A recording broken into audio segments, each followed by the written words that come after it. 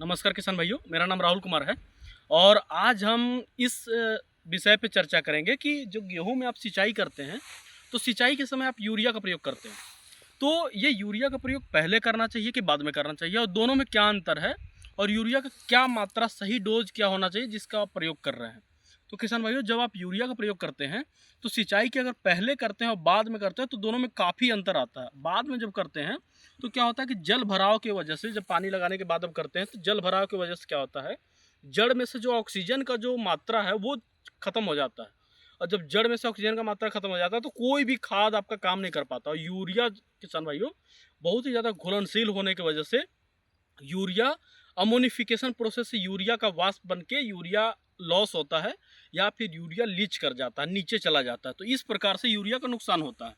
और अगर आप पहले अगर डाल देते हैं, एक दिन पहले डाल के फिर दूसरे दिन अगर सिंचाई करते हैं तो यूरिया पूरे तरह से अपने खेत में, क्योंकि यूरिया घुलनशील होने की वजह से बहुत ही अच्छे से फैल जाता है। तो कोशिश ये करेंगे कि यूरिया का प्रयोग सिंचाई के एक दिन पहले आप प्रयोग कर लेंगे। लगभग शाम के समय में 4 से 5 बजे, 3-4 बजे के आसपास आप यूरिया का प्रयोग करेंगे। और यूरिया का प्रयोग आप 1 एकड़ में 1 बैग का प्रयोग करें, उससे ज़्यादा प्रयोग ना करें। यहाँ किसान भाई काफ़ी लोग 2-2 बैग का यूरिया का प्रयोग 1 एकड़ में करते हैं। आप 1 बैग 1 एकड़ के हिसाब से प्रयोग करेंगे और उसके साथ आपको प्रयोग करना है टॉप ड्रेसिंग पे माइकोराइजा। तो माइकोराइजा किसान भाइयों आईपीएल बायोलॉजिकल का लेक्सा के नाम से आता है।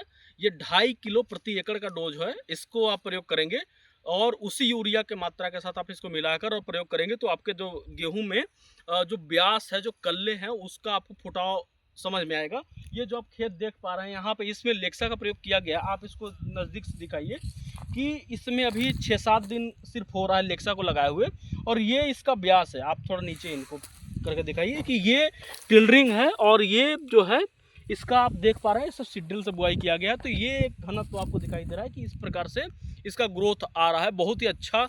अन्य खेतों की तुलना में, जैसे बगल में आप दिखा सकते हैं कि इसके तुलना में अगर बात किया जाए तो यहाँ पे आपको काफ़ी अंतर देखने को मिल रहा होगा। तो इस प्रकार से जब आप माइक्रोराइजा का प्रयोग करते हैं यूरिया के साथ तो उसका एक अच्छा प्रभाव को देखने को मिलता है। तो किसान भाइयों, इस प्रकार से खेती में प्रयोग करिए और लाभ ले सकते हैं अपना उत्पादन में। धन्यवाद।